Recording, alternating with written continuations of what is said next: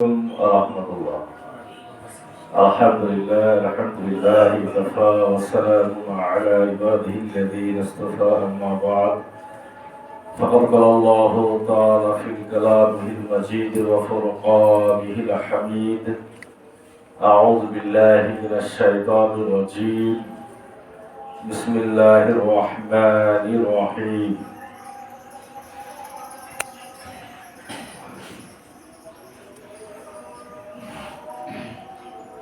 لأصحاب الميمنة لأصحاب اليمين سلة من الأولين وسلة من الآخرين وأصحاب الشمال ما أصحاب الشمال في سموم وحميم وجل من يحموم لا بارد ولا كريم إنهم كانوا قبل ذلك مترفين فكانوا يصرون على الحنث العظيم وقال رسول الله صلى الله عليه وسلم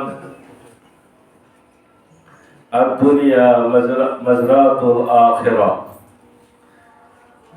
সম্মানিত জুমার মসজিদে উপস্থিত মুসল্লিয়ানে কেরাম, আমরা সর্বপ্রথম সেই মহান রব্বুল আলামিনের দরবারে শুকরিয়া আদায় করছি, যিনি আমাদেরকে শীতের মৌসুমে এই জুমার দিনে জামাতুল আখির বা জামাতুল ইসলামী মাসের শেষ জুমা, এই জুমার সালাত আদায়ের উদ্দেশ্যে তার পবিত্র ঘরে সময় মতো আসার এবং বসার সুযোগ দান করেছেন। যে রব্বুল আলামিন সুযোগটি দিয়েছেন তার দরবারে শুকরিয়া করছি, আলহামদুলিল্লাহ। দরুদ এবং সালাম আমাদের প্রিয় নবী, শেষ নবী হযরত মুহাম্মদ মুস্তাফা আহমদ মুস্তফা পড়ছি সাল্লাল্লাহু আলাইহি ওয়াসাল্লাম।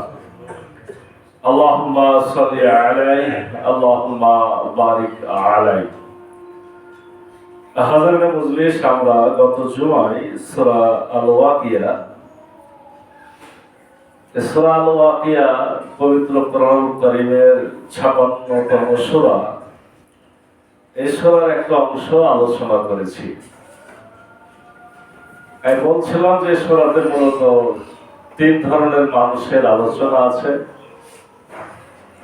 অগ্রগামী দল, কিয়ামতের মাঠে যারা সবার আগে থাকবে, আল্লাহর প্রিয় ভাজন অর্থাৎ নবী, রাসূল, সিদ্দিক, শহীদ এবং আমরা জানি আরশের নিচে শাস্ত্রের লোক ছায়া পাবে, এই ধরনের মানুষ এবং যারা সবার আগে ভালো কাজ করার চেষ্টা করে, রব্বুল আলামিন যাদের উপর সন্তুষ্ট হয়ে গেছেন, এরা হলো অগ্রগামী দল।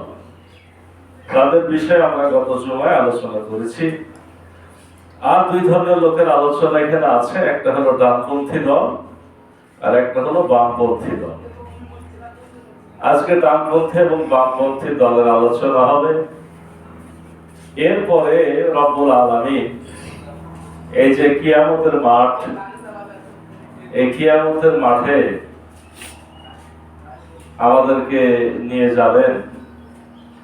আমাদের এই জন্য যে প্রস্তুতি দরকার,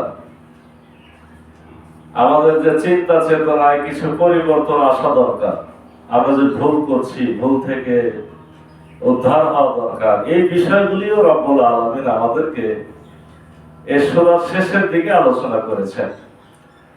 সম্ভব হলে সে আলোচনাগুলো আমরা আজকে শুরু করব। ওমা তৌফিকি ইল্লা বিল্লাহ। সম্মানিত মুসল্লিয়ানে কেরাম, আমরা গত জুমায় বলছিলাম যে সূরাটি রাসূল সাল্লাল্লাহু আলাইহি ওয়াসাল্লামের উপরে মক্কি জীবনে নাযিল হয়েছে। হযরত ওমর ইবনে খাত্তাব রাদিয়াল্লাহু আনহু যেদিন ইসলাম গ্রহণ করেন, আমরা জানি তিনি খোলা তরবারি নিয়ে আমাদের রাসূল হযরত মুহাম্মদ সাল্লাল্লাহু আলাইহি ওয়াসাল্লামকে হত্যা করার উদ্দেশ্যে বের হয়েছিলেন। পথিমধ্যে একজন বুদ্ধিমান সাহাবী তাকে দেখে ফেলে এবং বুঝে যে বিষয়টি খুব গুরুতর ঘটনা ঘটতে যাচ্ছে। উমারকে যদি ফেরানো না যায়, সে যদি রাসূলুল্লাহর দরবারে পৌঁছে যায়, তাহলে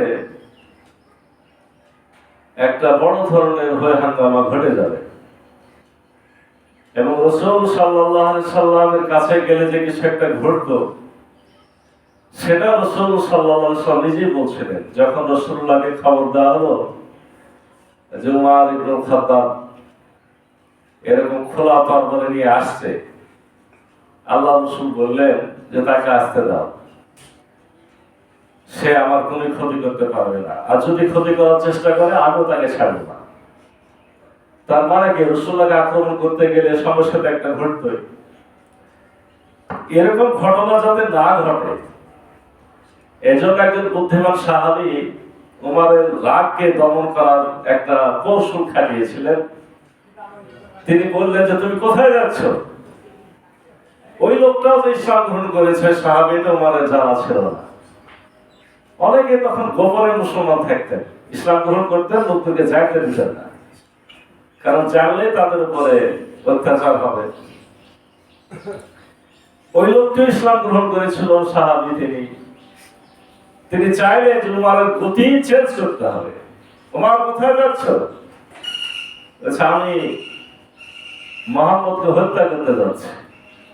কেন? সে উল্টা পাল্টা কথাবার্তা প্রচার করছে, মানে তাদের ভাষাতে সেটাই ছিল উল্টা পাল্টা কথা।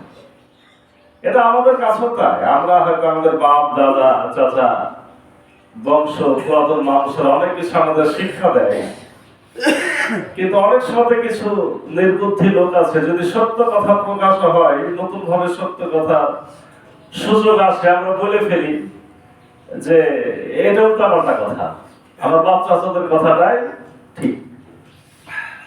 তো ওখানে যেহেতু পুরো পুরাতন, তারা ইসলাম বুঝতো না, জানতো না, তাদের কাছে রাসূলুল্লাহর কথা ছিল উল্টাপাল্টা। ওমর বললেন যে সে আমাদের ধর্মকে গালিগালাজ করে, আমাদের বাপ দাদা ধর্মকে মানতে চায় না, আমি তাকে ধ্বংস করবো, হত্যা করবো।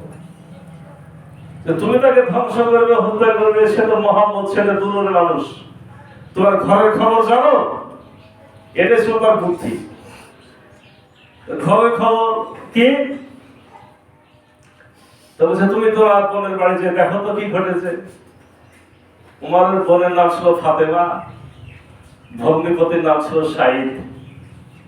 বোনের বাড়ি গেল। ওই ঘটনা আজকে বলার সময় নাই, বিস্তারিত যদি কোনো সুযোগ হয়। ওখানে যাওয়ার পর যে জিনিসটা সে বাহির থেকে শুনতে পেল, যে ঘরের মধ্যে বোনে আর ভগ্নিপতিতে কোরআন পড়ছে। আউযু বিল্লাহি মিনাশ শাইতানির রাজীম, বিসমিল্লাহির রহমানির রহিম, তাহা মা আনজালনা আলাইকাল কুরআনা লিতাসকা ইল্লা তাযকিরাতাল লিমান ইয়াখশা। এই আয়াতগুলো পড়ছে সূরা তাহার প্রথম দিকের আয়াত। প্রথমে আয়াতের অর্থটাই ছিল কঠিন, যে কোরআন তোমাদের কাছে এমনি আসেনি, তোমাদের ভাগ্য পরিবর্তন করার জন্য এসেছে। সে প্রথমে একটা হোঁচট খায়, হোঁচট খাওয়ার পরও দরজা ধাক্কা দিয়ে ঢুকে, এই তোমরা কি করছিলে? ওখানে কিন্তু তিনজন ছিল, ওমারের বোন ছিল, ওমারের ভগ্নিপতি ছিল, আর একজন সাহাবী যিনি তাদেরকে কোরআন শিক্ষা দিচ্ছিলেন। তখন মক্কাতে এরকম গোপনে গোপনে ঘরে ঘরে ইসলামের চর্চা হতো, কেউ যাতে না জানতে পারে। সে তো আগেই লুকায় গেছে, এর বোন ভগ্নিপতি আছে, এই তোমরা কি করছিলে? তারা তো স্বীকার করে না। তখন সে নিজের ভগ্নিপতির উপরে তাকেই ঝাঁপায় পড়ে মারার জন্য বা হত্যা করার জন্য। এটা দেখে নিজের বোন ফাতেমা তাকে বাঁচাইতে আসে, তার বোনের গায়ে আঘাত লাগে এবং সেখানে রক্তপাতের ঘটনাও ঘটে। যখন রক্ত দেখতে পেয়েছে মার, তখন তার রাগটা অনেকখানি থেমে গেছে। থেমে যে বলছে, আচ্ছা ঠিক আছে, তোমরা কি পড়ছিল এটা আমাকে দেখাও। তার মাথাটা কিন্তু আগে ঢুকে আছে, কিছু একটা এখানে ঘটছিল। তো তখন আমার এই আলোচনার মূল জায়গা এখানে অনেক তাফসীর কারকে বলছেন যে তখন আপনার তার বোন বলে লা ইয়ামাসসুহু ইল্লাল মুতাহহারুন, আমরা যা পড়ছিলাম পবিত্ররা ছাড়া এটাকে স্পর্শ করতে পারে না। তোমার যদি দেখার শখই থাকে তাহলে পবিত্র হয়ে আসো, গোসল করে আসো, ওযু করে আসো, তারপরে। তাহলে বোঝা গেল যে এই যে ইল্লাল মুতাহহারুন এই আয়াতটা আছে সূরাতে, সূরা ওয়াকিয়াতে। তার মানে বোঝা যায় যে সূরাটা কত প্রথম। মানে ওমর রাদিয়াল্লাহু আনহু, আল্লাহ রাসূল সাল্লাল্লাহু আলাইহি সাল্লাম মক্কায় হিজরতের আগে, মদিনা হিজরতের আগে, মক্কায় নবুয়তি পাওয়ার পরে মাত্র 5 বছরের মাথাতে উমর ইসলাম গ্রহণ করেছে। নবী রাসূলুল্লাহ নবুয়ত ঘোষণা করার 5 বছরের মাথায় উমর যদি ইসলাম গ্রহণ করে, তারও আগে সূরাটি নাযিল হয়েছে। উমর ইসলাম গ্রহণেরও আগে, এটা বলার জন্য কথাগুলো বলছিলাম। ওই সময় রাসূল সাল্লাল্লাহু আলাইহি ওয়াসাল্লামের মূল কাজটাই ছিল মানুষদেরকে আল্লাহর ভয় দেখানো, আখিরাতের ভয় দেখানো এবং আল্লাহর পথে ডাকার জন্য বিভিন্ন যুক্তি পেশ করা। ভালো যারা চলবে তাদের কি হবে, খারাপ পথে যারা চলবে তাদের কি হবে, এই বিষয়গুলি মূলত আলোচ্য বিষয় ছিল এবং এই সূরাতে সেই বিষয়গুলি আলোচনা হয়েছে। সম্মানিত মুসল্লিয়ানে কেরাম, আমরা গতদিন যেহেতু কিছু আলোচনা করেছি, আজকে ভূমিকাতে দুই একটি কথা বলে আমরা অগ্রগামীদের আলোচনা করেছি, আমরা ডানপন্থীদের আলোচনা শুরু করব। আমরা একটু স্মরণ করে নিই, সেটি হলো এই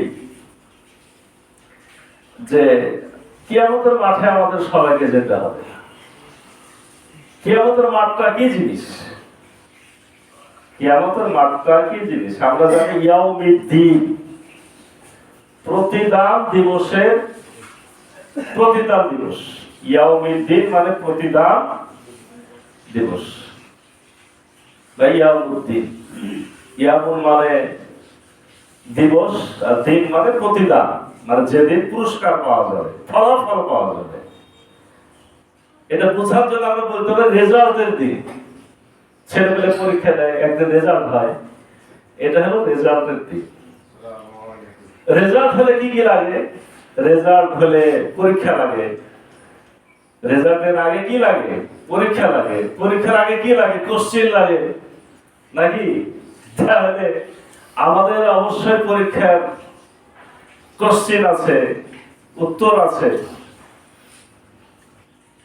প্রশ্নপত্র কি? কিসের ভিত্তিতে প্রশ্ন করা হবে সেদিন? আসলে প্রশ্নপত্র হচ্ছে আল কোরআন। আল কোরআনটাই সেদিন প্রশ্নপত্র। আল কোরআনটাই প্রশ্নপত্র। আল কোরআনের ভিত্তিতে প্রশ্ন করা হবে। তাহলে উত্তরপত্র কি? উত্তরপত্র হলো এই যে সম্মানিত ফেরেশতারা, কিরামান কাতিবিন, সম্মানিত ফেরেশতারা সেদিনকে আমাদের কি করছে বলেন? আমাদের সব সময় আমলগুলো লিখে লিখে রাখছে। ভালো করলেও লিখছে, মন্দ করলেও লিখছে। তাফসীর কারকদের বর্ণনায় যে সে আমলনামাটা সেদিন গলাতে লটকানো থাকবে। আপনার গলাতে কি করা হবে? ঝোলায় দেওয়া হবে। তার মানে এই গলাতে যেটা ঝোলানো থাকবে এটা আমলনামা। এই আমলনামাটা উত্তরপত্র। কথাগুলো একটু মন দিয়ে যদি আমরা মনে রাখি তাহলে বিভিন্ন জায়গাতে বলতে পারবো। প্রশ্নপত্র আল কোরআন, উত্তরপত্র হলো আমার আপনার গলাতে সেই লটকানো আমলনামা। আবার হাদিস থেকে আমরা পাই ভালো আমলনামা ডান হাতে পাওয়া যাবে, খারাপ আমলনামা বাম হাতে পাওয়া যাবে। তাহলে গলায় থাকুক আর হাতে থাকুক, আপনার যে আমলনামা এটা হলো কি? উত্তরপত্র। প্রশ্নপত্র যখন কোশ্চেন গুলো দেওয়া হয় ক্লাসরুমে, তখন কি করে? অনেক সময় পরীক্ষক যিনি থাকেন ক্লাসে, টিচার, তিনি প্রশ্নপত্র বুঝাইয়া দেন দরকার থাকবে। আর মূলত বোঝানো হয় কখন? গোটা বছর ধরে আপনাকে বোঝানো হয় এইভাবে পড়ো, এই প্রশ্ন হবে নাকি? আমাদের প্রশ্নপত্র কে বুঝিয়ে দিয়েছে বলেন? আমাদের প্রশ্নপত্র বোঝানোর দায়িত্ব ছিল আমাদের রাসূল হযরত মুহাম্মদ সাল্লাল্লাহু আলাইহি ওয়াসাল্লাম। কোরআন তো প্রশ্নপত্র আল্লাহ দিয়ে দিয়েছেন আর বুঝিয়েছেন আমাদের নবী রাসূলগণ। এটা সত্য যে নবী রাসূলগণের অবর্তমানে আল-উলামা ওয়ারাসাতুল আমবিয়া, এটা হলো আলেম ওলামাদের কাজ, ওই কোরআনটাকে বুঝাইয়া দেওয়া। এটা দুঃখজনক হলো সত্য যে আমাদের সমাজে আমাদের আলেম ওলামারা বা যারা ইসলামের আলোচনা করেন তারা কোরআনের আলোচনার চাইতে অন্য আলোচনায় বেশি করেন, কিন্তু খুব টার্গেট ছিল কোরআনটাকে বেশি বেশি বোঝানো, কারণ কোরআনের ভিত্তিতে প্রশ্ন করা হবে। আজকে সকালে আমরা এখানে হাদিস যারা শুনেন, আমরা বলছিলাম যে হযরত আলী রাদিয়াল্লাহু আনহুকে জিজ্ঞাসা করা হলো যে আপনাদের কাছে কোরআন ছাড়া কিছু আছে নাকি? না, আমাদের কাছে কোরআন ছাড়া কিছু নাই। উনি বলেননি যে আমাদের মেলা হাদিস আছে, তবে একজন মানুষ কোরআনটা আমাদের বুঝাই দিয়েছে, তার কিছু কথা আছে। এখানে রাসূলুল্লাহকে বলা হয়েছে মানে উনি কোরআন বোঝানোর জন্য কিছু বলেছে, এটা খুব সামান্য ধরা হয়েছে, কিন্তু মূল কোনটা? মূল হলো কোরআন। উনি বললেন যে আমার কাছে কয়েকটা কথা লেখা আছে, তাই যদি বলে যে দু তিনটা কথা লেখা আছে, যিনি কোরআন বুঝিয়েছেন তার কথা কয়েকটা লেখা আছে। সম্মানিত উপস্থিতি, একটু খেয়াল করি তাহলে কি আসলো? আমাদের কিয়ামতের মাঠ যেটা, সেটা মোটামুটি কি রেজাল্টের দিন, একটা ফলাফল গ্রহণের দিন। এই ফলাফল ভালো করার জন্য আমাদের পরীক্ষা দিতে হচ্ছে। পরীক্ষার জায়গা কোনটা? এই পরীক্ষার জায়গায় দুনিয়াটা। এই পরীক্ষা হলো হল হলো দুনিয়া। কোশ্চেন কোনটা? কোরআনুল কারীম কত কোশ্চেন। আর এই প্রশ্নপত্র বা কোশ্চেন বুঝে দেওয়ার দায়িত্ব কাজ ছিল আমাদের রাসূল হযরত মুহাম্মদ সাল্লাল্লাহু আলাইহি ওয়াসাল্লামের। উনার অবর্তমানে আলেম ওলামাদের দায়িত্ব ওই কোরআনটাকে বুঝায় দেওয়া। রাসূলুল্লাহর হাদিসের ভিত্তিতে, বিবেক বুদ্ধির ভিত্তিতে কোরআন পড়ে পড়ে আলেম ওলামাদের দায়িত্ব কোরআনটাকে বুঝায় দেওয়া। তাই পেশকারকে, বিচারের মাঠে পেশকার লাগে না? যারা কোর্টে গেছেন একজন পেশকার লাগে, তো আপনার আমলনামা কে পেশ করবে? ওই কেরামান কাতাবিন হাজির করবে, এই যে টেবিলে এই যে এই লোকের এই আমলনামা। এবং ওই আমলনামাটা কেমন জানেন? লিইরাউ আমালাহুম, প্রত্যেকটা আমল দেখা যাবে, কাগজ না, দেখা যাবে, মানে ভিডিও থাকবে, সাক্ষীও থাকবে। কিয়ামতের দিনে বিচারক আমাদের মহান রব্বুল আলামিন, বিশ্বজাহানের অধিপতি, বিশ্বজাহানের প্রতিপালক আল্লাহ রাব্বুল আলামিন, উনি হলেন বিচারক। আর আমরা হচ্ছে কাম করার আসামি। সাক্ষী হলো নবী রাসূলগণ। প্রথম সাক্ষী হলো রাসূল। যে যে উম্মত, যার যখন বিচার শুরু হবে, সে উম্মতের সাক্ষী হলেন সে উম্মতের নবী, আমাদের নবী, আমাদের সাক্ষী হযরত মুহাম্মদ সাল্লাল্লাহু আলাইহি ওয়াসাল্লাম। লিয়াকুলা রাসূল আলাইকুম শাহিদা, রাসূল হলো তোমাদের জন্য সাক্ষী। ওয়াতাকুনু শুহাদা আলান নাস, তোমরা মানুষের জন্য সাক্ষী। রাসূল এখন নাই, তবে এখন যারা সঠিক পথে আছে, কোরআন হাদিস জানে, আমাদেরকে একে অপরের বিরুদ্ধে সাক্ষী হিসেবে খাড়া করা হবে। আচ্ছা, সাক্ষী মানে কি এবার বলেন? সাক্ষী মানে কি শুধু আপনার পক্ষে কথা বলে? সাক্ষী বিপক্ষে কথা বলে না? কি বলে না? বলে না? বলেন। কোরআন করে স্পষ্ট লেখা আছে আমাদের রাসূল পক্ষেও যেমন সাক্ষী দেবে, বিপক্ষেও সাক্ষী দেবে। সাক্ষীর দায়িত্ব তো দুই রকমেরই। যেটা সত্য সেটাই তিনি বলবেন। নবী রাসূলগণ সাক্ষী, মানুষ সাক্ষী, আবার আপনি যখন দেখা হবে নবী রাসূলের সাক্ষী হলো না, আপনার পক্ষে হয়তো কোনো ভালো আপনার সময় যে আলেম ওলামা আপনার জ্ঞান দিয়েছে তাকে সাক্ষী, সেটাও হলো না। তখন বলবে যে তুমি নিজের কথা নিজে বলো। তখন দেখা যাবে যে আমরা যারা পথকার লোক তারা মিথ্যা কথা বলার চেষ্টা করবো। তখন সাক্ষীকে দিবে, তখন সাক্ষী আলিয়াউমা নাখদিমু আলা আফওয়াহিহিম ওয়া তুকাল্লিমুনা আইদিহিম ওয়া তাশহাদু আরজুলুহুম বিমা কানু ইয়াকসিবুন। তখন মুখকে বন্ধ করে দেওয়া হবে, নাখদিমু খতম করে দেওয়া হবে, থামায় দেওয়া হবে, আলা আফওয়াহিহিম ওয়া তুকাল্লিমুনা আইদিহিম, হাত কথা বলবে, তাশহাদু আরজুলুহুম পাগুলা সাক্ষ্য দেবে, চামড়া সাক্ষ্য দেবে, এগুলোতে কথা বলবে। আর একটু আগে বলছিলাম আমল তো দেখিয়ে দেওয়া হবে। আপনার ভিডিও, অডিও, টেপ রেকর্ডার, আকাশ বাতাস ধুলি করার মাঠ ঘাট সব জায়গা আপনার রেকর্ড হয়ে যাচ্ছে, এগুলো সঙ্গে খাড়া করে দেওয়া হবে। বিচার হবে সুস্পষ্ট, চুলচেরা, এখান থেকে পালানোর কোনো সুযোগ নাই। এই সাক্ষী হয়ে গেল, পেশকার পেয়ে গেলেন, বিচারক পেয়ে গেলেন, উকিল পেয়ে গেলেন, পরীক্ষার কোশ্চেন পেলেন, পরীক্ষার উত্তরপত্র পেলেন, আর কিছু তো বাকি নাই। রেজাল্ট হয়ে যাবে না, ফলাফল হবে। ফলাফলের ভিত্তিতে হয় আমরা কোথায় যাবো বলেন? হয় জান্নাত অথবা জাহান্নাম। এই দুটার একটা জায়গা, এই জায়গাটা কি বলেন? এই জায়গাটা হচ্ছে আসল জায়গা। এই জায়গাটা কি জায়গা বলেন?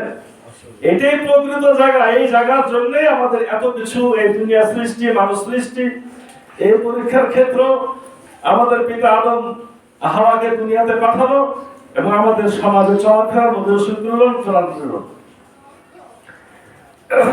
আমরা আলোচনা করেছিলাম ওই জায়গাতে যাওয়ার পর কিছু লোক সম্মানিত হবে, কিছু লোক অসম্মানিত হবে। সম্মানিত হবে দুই ধরনের লোক। কিয়ামতের মাঠে করণ কারিমের ভাষায় ভাগ মাত্র তিনটে।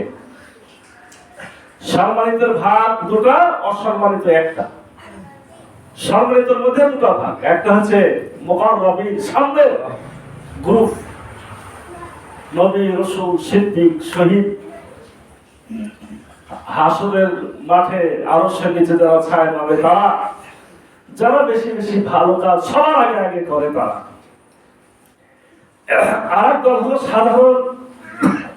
সাধারণ নেককার, সাধারণ সৎকর্মশীল, তারা হবে ডানপন্থী, ডানের লোক, কোরআনের ভাষায় ইয়ামিন। আর এক দল হলো শিমালি, বামের লোক, বামপন্থী, বাম দিকে থাকবে। আমরা গতদিন সামনের লোকগুলোর আলোচনা করেছি, আপনারা হাজির হয়ে গেছেন ইনশাআল্লাহ। আজকে আমরা ডানের লোকদের কয়েকটা কথা বলে, সুযোগ পেলে বামের লোক, আরো সুযোগ পেলে রব্বুল আলামিন আমাদেরকে শোনাতে কিছু আকল বিবেককে জাগ্রত করার জন্য আমাদেরকে কিছু যুক্তি পেশ করেছেন তার পক্ষে। আল্লাহ তার পক্ষে কিছু যুক্তি পেশ করেছেন, সেগুলো বলার চেষ্টা করবো ইনশাআল্লাহ। তাহলে রব্বুল আলামিন কি বলছেন? রব্বুল আলামিন ডানপন্থীদের ব্যাপারে বলছেন, আউযু বিল্লাহি মিনাশ শাইতানির রাজীম।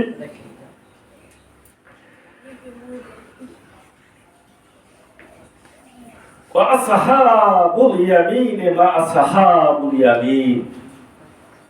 আর ডানপন্থীরা, ডানের লোকগণ কি সৌভাগ্যবান ডান দিকের লোক। ধর্মদের মধ্যে সামনের লোক আলোচনা হচ্ছে, আজকে ডান দিকের লোক। আল্লাহ বলছেন, আর ডান দিকের অধিবাসী বা ডানের লোক মা আসহাবুল ইয়ামিন, আর ডানের লোক কতই সৌভাগ্যবান। আল্লাহ বলছেন ফি সিদরিম মাহদুদ। দুনিয়ার অনেক কথা আল্লাহ বলেন। সিদরা আমরা জানি বই গাছ, বই গাছের না। জান্নাতের খাবার দাবারের অনেক কথা বলা আছে। মাছের কলিজা খাওয়ানো হবে, সর্বপ্রথম জান্নাতীদের আপ্যায়ন করা হবে। তারপরে আপনারা দুর্গস্থান হবে, ষাঁড়ের গোশ যেটা জান্নাতে তৈরি হয়েছে। এরপরে তো বহু রকমের ফল ফলাদি আপনাদেরকে খাওয়ানো হবে। এখানে আল্লাহ বলছেন যে যারা ডানের লোক তারা বই গাছ পাবে, ফি সিদরিম মাহদুদ, তারা থাকবে কুল বাগানে, কাঁটাবিহীন কুল বাগান। ওই গাছ আবার কাঁটা নেই। কামসালিল লুলুলিল মাকনুন, আল্লাহ বলছেন যে তারা থাকবে ফি সিদরিম মাহদুদ, কাঁটাবিহীন কুল বৃক্ষে, অতলহিম মামদুদ, আর হলো কলার বাগান। তাহলে কি হলো, কাঁঠার বাগান থাকবে, বই গাছেরও বাগান থাকবে, ওখানে কলার বাগানও থাকবে। তো ওই কলার বাগানের ব্যাখ্যা আল্লাহ দিচ্ছেন, কাঁদি ভরা কলার বাগান, একবার গাছের গোড়া থেকে মাথা পর্যন্ত কলা সারি সারি গাছগুলোতে সাজানো থাকবে। কদিল্লিম মামদুদ, বিস্তীর্ণ ছায়ার মধ্যে বিশাল বিশাল গাছ থাকবে, সেই গাছে সুন্দর সুন্দর ছায়া থাকবে। সব থেকে বড় গাছটা থাকবে আমাদের রাসূল হযরত মুহাম্মদ সাল্লাল্লাহু আলাইহি ওয়াসাল্লামের বাড়িতে। রাসূলুল্লাহর বাড়িতে একটা গাছ থাকবে, যে গাছটা এত বড় আর এত ছায়া, রাসূলুল্লাহ একটা ওই গাছের ছায়াতে একটা দ্রুতগামী অশ্বারোহী ঘোড়াতে চড়ে 100 বছর ঘুরবে, ছায়াকে বাড়াতে পারবে না। সুবহানাল্লাহ। এটা হচ্ছে রাসূলুল্লাহর বাড়ি। আপনারা আমার বাড়ি থাকবে, আলহামদুলিল্লাহ। এই বাড়ি থাকবে না, বাড়ি থাকবে, সুন্দর সুন্দর বালাখানা থাকবে। রাসূলুল্লাহর ওখানে বিয়ে শাদী হবে, আপনারা জানেন কি জানেন না? রাসূল সাল্লাল্লাহু আলাইহি ওয়াসাল্লামের কি হবে ওখানে, বিয়ে শাদী হবে, 3টা বিয়ে হবে রাসূলুল্লাহ ওই বাড়িতে। মারিয়াম আলাইহিস সালাম, তার কোনো স্বামী ছিল? ঈসা নবীর মা। আল্লাহ তার বিয়ে শাদী ছাড়াই আল্লাহ রাব্বুল আলামিন তাকে সন্তান দিয়েছে। এজন্য ইহুদিরা তাকে খুব কষ্ট দিয়েছে, অনেক অপবাদ দিয়েছে। অথচ তারা জানতে পেরেছে, ওই শিশু বাচ্চার মুখ থেকেও জানতে পেরেছে, না, এটা আল্লাহর দেওয়া, এখানে কোনো খারাপ কিছু নেই। ওই মরিয়ম আলাইহিস সালামের বিয়ে আমার রাসূল হযরত মুহাম্মদ সাল্লাল্লাহু আলাইহি ওয়াসাল্লামের সাথে হবে। এরপরে ফেরাউনের স্ত্রী ছিল না আসিয়া, আসিয়া মানে পাপাচারী, তাদের ভাষায় খারাপ, কিন্তু আল্লাহর কাছে তিনি গ্রহণযোগ্য হয়ে গেছেন। বিবি আসিয়া ফেরাউনের স্ত্রী, তার বিয়ে হবে আমার রাসূল হযরত মুহাম্মদ সাল্লাল্লাহু আলাইহি ওয়াসাল্লাম। আর একটা পাওয়া যায়, মুসা নবীর একটা বোন ছিল, মুসা আলাইহিস সালামের একটা বোন ছিল, তার সাথে আমাদের রাসূল সাল্লাল্লাহু আলাইহি ওয়াসাল্লাম বিয়ে হবে। তো আমরা যদি জান্নাতে যাই, তো রাসূলও জান্নাতে যায়, বিয়ের দাওয়াত আমরা পাইতেও পারি, কি বলেন? অসম্ভব কিছু যদি ব্যবস্থা হয়ে যায় তো বিয়ের দাওয়াত খাইতেও পারি, অসুবিধা তো নাই। আর ওই দাওয়াত খেতে যাই রাস্তাঘাটে ঘুরে বেড়াবেন নাকি? এখনকার দাওয়াত খেতে যেতে ঘুরে বেড়াতে হয়। আপনার আমার জন্য সম্মানজনক বালাখানা, থাকার জায়গা, বিবি পুত্র স্ত্রী যদি জান্নাতে হয়, সব সাথে দাওয়াত খাওয়ার সুযোগ আছে, আলহামদুলিল্লাহ। আমি বলছিলাম দিল্লির মামদুদ, বিস্তীর্ণ ছায়া, বড় বড় গাছ, ছায়া বৃক্ষ থাকবে সেখানে। মাসকুব, বহমান পানির ধারা, বহমান পানির ধারা। কেন?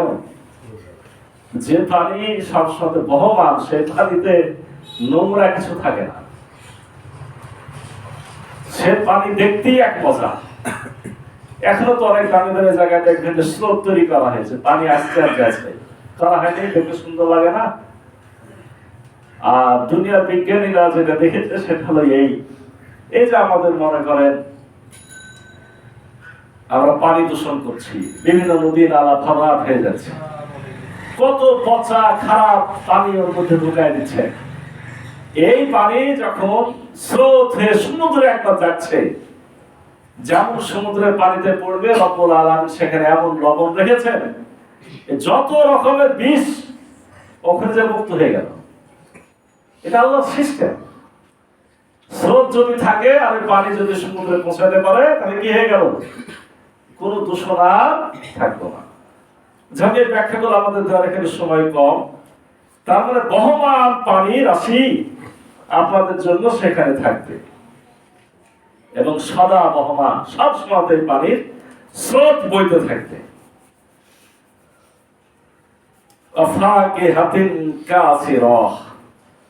আর কি থাকবে? বিপুল পরিমাণ ফল ফলাদি, ফলের গাছ, যত রকমের ফল সেখানে আপনারা আমরা পাবো ইনশাআল্লাহ যদি জান্নাতে যাই। লা মাকতুআতিন ওয়ালা মামনুআহ, এই ফলগুলো কখনো কি হবে না? শেষ হবে না, ফুরাইয়া যাবে না, নিষিদ্ধ হবে না। আপনি কতটুকু খাবেন তার থেকে হাজারো গুণ, লাখো গুণ, কোটি গুণ বেশি আপনাদের মজুদ থাকবে, কোন সময়ে সেগুলা কমতি হবে না। এজন্য কথাটা বলা হয়েছে যে এটা না নিষিদ্ধ হবে না বিচ্ছিন্ন হবে, কখনো শেষ হবে না, কখনো নিষিদ্ধও হবে না। এগুলা ডানপন্থীদের, সাধারণ যারা আমরা তাদের জন্য এগুলা। আর যারা সামনের কাতারে, আমরা কিন্তু গতদিন আলোচনা করেছি, সাধারণ নেককার যারা, তাদের জন্য এরকম ফল ফলাদি, শীতল ছায়া, ঠান্ডা পানি, বহমান ঝর্ণা এবং আপনার অত্যধিক পরিমাণ এই যে গাছের কথা বলা হলো, কুল বৃক্ষ, কলা বাগান, এগুলো থাকবে।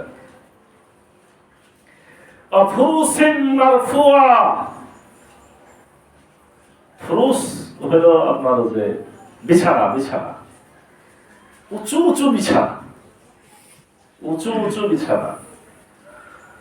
বিছানা যেটা যত উঁচু, শুনে সে তত আরাম না? রব্বুল আলামিন আপনার আমার জন্য এরকম বিছানার ব্যবস্থা করে রেখেছেন। বলা হয় কি জানেন, যে প্রতিদিন জান্নাতকে সাজানো হচ্ছে, জান্নাত সাজানো হচ্ছে, জান্নাতের গেট সাজানো হচ্ছে।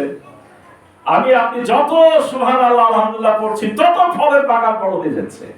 সুবহানাল্লাহ, যত পড়বেন সুবহানাল্লাহ আলহামদুলিল্লাহ আল্লাহু আকবার, তত মনে করবেন যে জান্নাতের মধ্যে কি হলো, একটা গ্রামার গাছ রোপণ হয়ে গেল। সুবহানাল্লাহ, এটা বৃদ্ধি পেতেই আছে, এর কোনো কমতি নাই।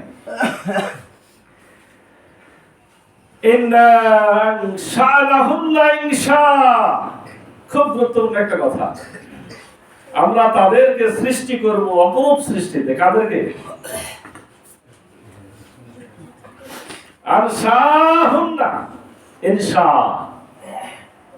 আমরা সেখানে নারীদেরকে অপরূপ ভাবে সৃষ্টি করব। কোন নারীদেরকে? এটা কিন্তু হুর না, এটা আপনার স্ত্রী, আমার স্ত্রীকে যদি জান্নাতে যায়, তাদেরকে অপরূপ সৃষ্টিতে সৃষ্টি করা হবে। রব্বুল আলামিন নিজে তাদেরকে সৃষ্টি করবেন। ফাজআলনাহুন্না আবকার, তারা সবাই কুমারীতে পরিণত হয়ে যাবে। আবকার মানে কুমারী। যতই বুড়ি হোক দুনিয়াতে, চোখ বসা, গাল বসা, একেবারে মনে করেন যে 110 বছরের বয়স্ক বুড়িও যদি জান্নাতে যায়, ওখানে গেলে সবাই কি হয়ে যাবে? সবাই কুমারী হয়ে যাবে, সবাই পুরুষরা যুবক হয়ে যাবে। রাসূল সাল্লাল্লাহু আলাইহি ওয়াসাল্লাম হাদিস হলো যে সকলের বয়স 33। কত? সকলের বয়স, পুরুষ মহিলা সকলের বয়স হয়ে যাবে কত? 33 বছরের। আল্লাহ রাসূল হযরত মুহাম্মদ সাল্লাল্লাহু আলাইহি ওয়াসাল্লামকে একবার এক বুড়ি এসে বলছে, ইয়া রাসূলুল্লাহ, আমার জন্য দোয়া করেন, আমি যেন জান্নাতে যাই। আল্লাহ রাসূল মাঝে মধ্যে একটু মজাক করতেন, আমাদের ভাষায় মজাক বলে না, মানে কিছু সত্য কথা দিয়ে, মিথ্যা কথা না। আমরা করি মিথ্যা কথা দিয়ে, না, মিথ্যা কথা বলা কোনোভাবে চলবে না। আপনি যদি রহস্য করেও কথা বলেন, মিথ্যা বলা যাবে না। রাসূলুল্লাহ মাঝে মধ্যে সত্য কথা বলে একটু মানুষকে আনন্দ দিতেন। তিনি বললেন যে না, কোন বুড়ি জান্নাতে যাবে না।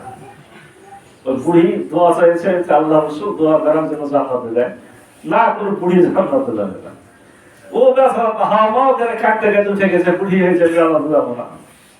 আল্লাহ রাসূল সাহাবীকে বলেছে, তাকে ধরো, ডাকো, ডেকে বলে দাও যে ওখানে জান্নাতে যাবে, বুড়ি হয়ে যাবে না, কুমারী হয়ে যাবে। যেমন বলেছে যে তুমি কুমারী হয়ে যাবা, বয়স 33 হবে, তো ঠিক করে হেসে দিয়েছে। এই কথাটা হাদিসে লেখা আছে। আল্লাহ রাব্বুল আলামিন ফাজআলনাহুন্না বুকারা, বলছে যে আমি তাদের সবাইকে কুমারী বানায় দেব। কুরুবান আতরাবা, এরা কি হবে? এরা হবে স্বামীগত প্রাণ, স্বামী ভক্তিওয়ালা সবাই। স্বামী উরুবান আরবি ভাষায় মানে যে মেয়েদের সর্বোত্তম গুণাবলী আছে তাদেরকেই আপনার উরুবা বলা হয়। এর দ্বারা মেয়েদের কমনীয় স্বভাব, বিনীত আচরণ, সুন্দর ভাষা, নারী সুলভ যাবতীয় আবেগ অনুভূতি সমৃদ্ধ যে মেয়েদের, তাদেরকেই বলা হয় স্বামীগত প্রাণ, এবং তার হবে স্বামীর প্রতি অনুরাগী। এজন্য দোয়া আছে, আপনার স্ত্রী সন্তান যাতে এরকম হয়ে যায় এজন্য দোয়া আছে। দোয়া মুখস্থ করে নেবেন। সূরা ফুরকানে আছে শেষের দিকে, রব্বানা হাব লানা মিন আজওয়াজিনা ওয়া যুররিয়াতিনা কুররাতা আয়ুনিন ওয়াজআলনা লিল মুত্তাকিনা ইমামা। আল্লাহ নিজেই বলছেন দোয়া করো তাদের জন্য, যেন তাদেরকে দেখে তোমাদের চোখ জোড়ায় যায়। দুনিয়াতেও যাকে দেখে চোখ জোড়াবে, আর সে যদি জান্নাতেও যায়, আর আল্লাহ তো তাকে আবার জান্নাতে স্পেশাল করে তৈরি করবেন। রব্বুল আলামিন তাদেরকে কিন্তু কি করবেন? স্পেশাল ভাবে আবার তৈরি করবেন। দুনিয়াতে যতই সুন্দর হোক না কেন, দুনিয়াতে যতই সুন্দর হোক না কেন, এই সুন্দর আখিরাতে কিছুই না। সুন্দরটা তো সুন্দর হবে, সব থেকে কথা কাটটাও সেদিন কি হবে? সুন্দর হবে। দুনিয়ার যে সমস্ত নারীরা সৎকর্মশীল এবং জান্নাতে যাবে, এবং পুরুষরাও জান্নাতে যাবে, যে স্বামীরা, তারা একসাথে থাকবে। সে স্বামী স্ত্রী একসাথে জান্নাতে থাকবে। আর দুনিয়াতে মহিলাটা সুন্দর হোক বা না হোক, রব্বুল আলামিন আখিরাতে পরমা সুন্দরী বানায় দেবে। এবং দুনিয়াতে সে মহিলাটা কুমারী অবস্থায় মারা যাক, আর সন্তানবতী হয়ে মারা যাক, আর অত্যাধিক বৃদ্ধ হয়ে মারা যাক, কি সকল ক্ষেত্রে তাদেরকে কুমারী বানায়া দাও। রাসূল সাল্লাল্লাহু আলাইহি সাল্লামকে এই বিষয়ে জিজ্ঞাসা করা হয়েছিল যে জান্নাতের মেয়েদের সম্পর্কে কোরআন মাজিদের বিভিন্ন স্থানের আয়াতে যেগুলো বলা হয়েছে, এগুলোর অর্থ রাসূলুল্লাহ বললেন, এরা সেসব মেয়ে যারা দুনিয়ার জীবনে থুরথুরে বুড়ি ছিল, পিচুটি গলা, চোখ পাকা, সাদা চুল, তাদেরকেও সেদিন কুমারী বানায় দেওয়া হবে। আবার রাসূলুল্লাহকে নিজের স্ত্রী উম্মে সালামা রাদিয়াল্লাহু আনহা জিজ্ঞাসা করেছিলেন। জিজ্ঞাসার যে কারণ ছিল আপনাদের আমি বলেছি, মনে রাখেন কিনা জানি না। উম্মে সালামার আগের স্বামী ছিল আবু সালামা। উম্মে সালামা রাসূলকে বলছেন, ইয়া রাসূলুল্লাহ, পৃথিবীতে কোন মেয়ের যদি, কারণ আবু সালামা খুব ভালো মানুষ ছিল, সাহাবী ছিল, তো জানাল রাসূল বলছেন, ইয়া রাসূলুল্লাহ, পৃথিবীতে কোন মেয়ে যদি একাধিক স্বামী থাকে তাহলে সে কার সাথে থাকে? আল্লাহ রাসূল সাল্লাল্লাহু আলাইহি ওয়াসাল্লাম বললেন, তাকে স্বাধীনতা দেওয়া হবে, যাকে ইচ্ছা বেছে নেওয়া। সে যাকে চাইবে তাকেই পাবে, একটাকে পাবে। তবে যার আখলাক ও আচরণ সবার চেয়ে ভালো, সে তাকেই বেছে নেবে। সে আল্লাহ তাআলাকে বলবে, হে আমার প্রভু, আমার সাথে তার আচরণ ছিল সবচেয়ে ভালো, অতএব আমাকে তার স্ত্রী বানিয়ে দিন। আল্লাহ রাসূলের কথা বলে বলছেন, হে উম্মে সালামা, উত্তম আচরণ দুনিয়ার সমস্ত কল্যাণ হাতিয়ে দিল। উত্তম আচরণটাই সেদিকে হবে একটা বড় মাপকাঠি। যার আচরণ সব থেকে ভালো, তুমি তার সাথে থাকবে। আসলে বুঝিয়ে দেওয়া হয়েছে যে তুমি আমার স্ত্রী যখন হয়েছে আমার সাথে থাকবে, তুমি কোথাও যাও না। কিন্তু বুঝাই দেওয়া হয়েছে সত্য ভাষণে, সত্য কথা দিয়ে। কারণ রাসূলুল্লাহ চাইতে উত্তম আচরণকারী হতে পারে, উত্তম চরিত্রকারী হতে পারে। ইন্নাকা লাআলা খুলুকিন আযীম। আল্লাহ বলেন সর্বোত্তম আচরণ দিয়ে, সর্বোত্তম চরিত্র দিয়ে আমি তাকে সৃষ্টি করেছি। আর সমবয়স্কের ব্যাপারে দুটা অর্থ হতে পারে। একটা অর্থ হলো সবাই সমান সমান বয়স হবে, স্বামীরও যত বয়স স্ত্রীরও তত বয়স, ওখানে সমান সমান, যেটাকে 33 বলা হয়েছে। আর আবু হুরায়রা রাদিয়াল্লাহু আনহু বলছেন, রাসূলুল্লাহ সাল্লাল্লাহু আলাইহি ওয়াসাল্লাম বলেছেন, জান্নাতবাসীরা জান্নাতে প্রবেশ করলে তাদের শরীরে কোনো পশম থাকবে না, গায়ে কোনো কারোর পশম থাকবে না, পুরুষেরও থাকবে না, মহিলাদেরও থাকবে না, কারোর কোনো পশম থাকবে না। মোচের অংশটা একটু ভিজা ভিজা শুধু মনে হবে। দেখবেন যে একজন যুবক ছেলে যার বাড়ি উঁচু হয় নাই, আপনার একটু দৌড়া আসলে একটু খাম খাম ভাব লাগে এই জায়গাটা, এরকম একটা শুধু ভাব থাকবে, দাঁড়িয়ে থাকবে না। ওখানে কিন্তু জান্নাতে কারো দাঁড়িয়ে থাকবে না, সবাই ফর্সা শ্বেত বর্ণ হবে, কুঞ্চিত কেশ হবে, চুলগুলো হালকা ভাঁজ ভাঁজ ঢেউ ঢেউ। এটা জান্নাতীদের বর্ণনা আছে। কাজল কালো চোখ হবে এবং সবার বয়স 33 বছর হবে। এই কথা লেখা আছে মুসনাদে আহমদে। তার মানে আপনি আমি কেমন হব না হব, আপনার আমার স্ত্রী কেমন হবে, সে কথাটা আমাদের রাসূল হযরত মুহাম্মদ সাল্লাল্লাহু আলাইহি ওয়াসাল্লাম বিস্তারিতভাবে আমাদের জানিয়ে দিয়েছেন। এরপরে রব্বুল আলামিন বলছেন, লি আসহাবিল ইয়ামিন, এরাই হলো ডানপন্থী। মানে এতক্ষণ যাদের কথা বলা হলো তারা হলো ডানপন্থী বা ডানের লোক। সাল্লাতুম মিনাল আউয়ালিন, রব্বুল আলামিন নিজেই বলছেন, সাল্লাতুম মিনাল আউয়ালিন, তাদের অনেকেই হবে পূর্ববর্তীদের থেকে। এটা ডানপন্থীরা কিন্তু আগের লোকেরা হবে, সেই আদম থেকে আমাদের নবী পর্যন্ত বা আমাদের রাসূল সাহাবায়ে কেরামের মধ্যে থেকে, রাসূলের যে সাহাবায়ে কেরাম তাদের মধ্য থেকে অনেক লোকই ডানপন্থী হবে। সুল্লাতুম মিনাল আখিরিন, আবার অনেকেই হবে পরবর্তী, আমাদের মধ্য থেকে হবে। পরবর্তীতে আমরা পর্যন্ত, কিয়ামত পর্যন্ত আমাদের মধ্য থেকে ডানপন্থী লোক হবে। ওয়াসহাবুস সিমান মা আসহাবুস সিমান, এরপরে রব্বুল আলামিন বলছেন বামপন্থীরা, কত দুর্ভাগা বামপন্থীরা, ফি সামুমিন ওয়া হামিম, বামের লোকেরা এত হতভাগ্য, তারা থাকবে প্রচন্ড গরম বাতাসে, ও হামিম, ফুটন্ত টকবগে পানির মধ্যে। আল্লাহ মাফ করুন আমাদের। ওখানে যেমন আপনার ঠান্ডা ঝর্ণার গল্প শুনে এসেছে, ঠিক বিপরীত এখানে বলা হচ্ছে আপনার জন্য আছে প্রচন্ড গরম বাতাস, টকবগে ঠান্ডা পানি, টকবগে গরম পানি। আর থাকবে কি, অজিল্লিম মিন ইয়াহমুম, ওখানে যেমন শরীরে যে ঠান্ডা ছায়া থাকবে, আর এখানে বলা হচ্ছে থাকবে কালো ধোঁয়ার ছায়া, আগুনের যে ছায়া বলে, আগুনের ফুলকি সহ সে ছায়া থাকবে বামপন্থীদের কপালে। লা বারিদাও ওয়ালা কারীম, এটা কখনো ঠান্ডা হবে না, কখনো আরামদায়ক হবে না।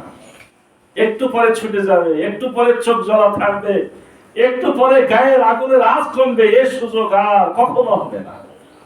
জান্নাতে যাবেন চিরস্থায়ী, জান্নাতে যাবেন চিরস্থায়ী, খালিদিনা ফিহা ইন্নাহুম কানু ক্বাবলা যালিকা মুতরাফিন।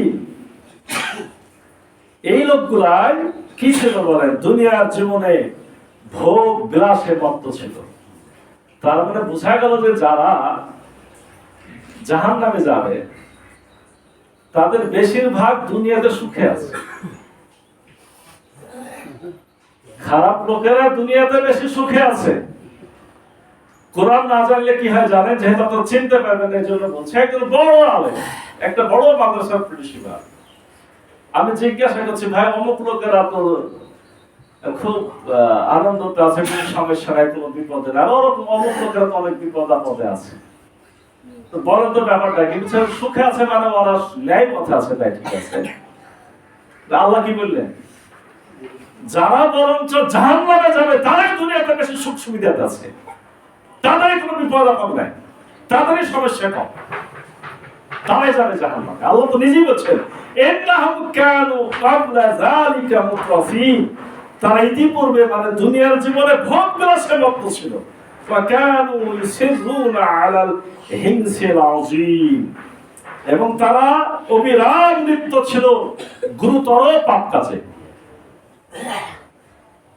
খালি সুখে ছিল না, পাপ ছিল। অনেক ভালো মানুষ সুখী হতে পারে, অসুবিধা নাই, কিন্তু মূলত যারা বেশিরভাগ আরাম আয়েশে থাকে তারা মদ নারী নিয়ে মাতালও থাকে।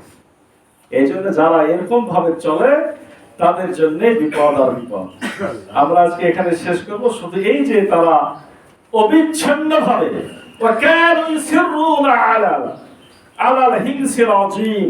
তারা ধারাবাহিক ভাবে অন্যায় পাপ কাজে লিপ্ত ছিল। এর ব্যাখ্যাটা কি হবে? এর ব্যাখ্যাটা হবে যে বাম দিকে যারা লোক তাদের উপর সুখ স্বাচ্ছন্দ্যের উল্টা প্রভাব পড়ে, সুখের চোটে তারা খায়। যারা বিপদে মুসিবতে কোন রকম ইনকাম করে তারা সহজে খারাপ পথে যেতে সুযোগ পায় না। আল্লাহ তাআলার প্রতি তারা কৃতজ্ঞ হওয়ার পরিবর্তে তারা নিয়ামতের অস্বীকারী হয়। ওরা বলে যে আমরা নিজের কষ্ট করে ইনকাম করেছি, এটা আমার চেষ্টার ফল। মানুষ যে নিজের চেষ্টা করে কতটুকু পায় আর আল্লাহ কতটুকু দেয়, ইনশাআল্লাহ আগামী সময় আপনাদেরকে বলার চেষ্টা করব। এবং তারা নিজেদের প্রবৃত্তি অর্থাৎ নিজেদের চাহিদা, লোভ, আকাঙ্ক্ষা, বাসনা, মনের কল্পনা এগুলো পুরা করার জন্য তারা কি করে? একের পর এক কবিরা গুনাহ করতে থাকে এবং কবিরা গুনাহটা ব্যাপকভাবে করে। এর দ্বারা তারা কুফরি করে, তারা শিরকি করে, এমনকি একটা পর্যন্ত আল্লাহকে অস্বীকার করে। এই জন্য তারা ধারাবাহিক পাপ কর্মে লিপ্ত হয় এবং তাদের নৈতিকতা নষ্ট হয়, তারা আমল থেকে দূরে চলে যায়। এরা হলো কোন দল? বামপন্থী। এই বাম দল, এই ডান দল আর বাম দল মোটামুটি আলোচনা আজকে হলো, আর গতদিন তো আমরা অগ্রগামী দল আলোচনা করেছি। ইনশাআল্লাহ আগামী জুমায় এই সূরা শেষে আমরা যেন ডানপন্থী হতে পারি অথবা অগ্রগামী হতে পারি, কিভাবে হব সেই কথা রব্বুল আলামিন বলেছেন। আগামী জুমার আলোচনা শোনার আহ্বান রেখে আজকে যতটুকু আলোচনা হলো এর আলোকে আমরা যেন নিজেদেরকে সঠিকভাবে শুধরিয়ে আমাদের আমলগুলো আরো সুন্দর করতে পারি। আল্লাহর কাছে সে আশা আকাঙ্ক্ষা ব্যক্ত করে আল্লাহর কাছে দোয়া আছে। আজকের আলোচনা এখানে শেষ করছি। ওয়া আখিরু দাওয়ানা আলহামদুলিল্লাহি রাব্বিল আলামিন। বারাকাল্লাহু লানা ওয়া লাকুম ফিল কোরআনিল আযীম।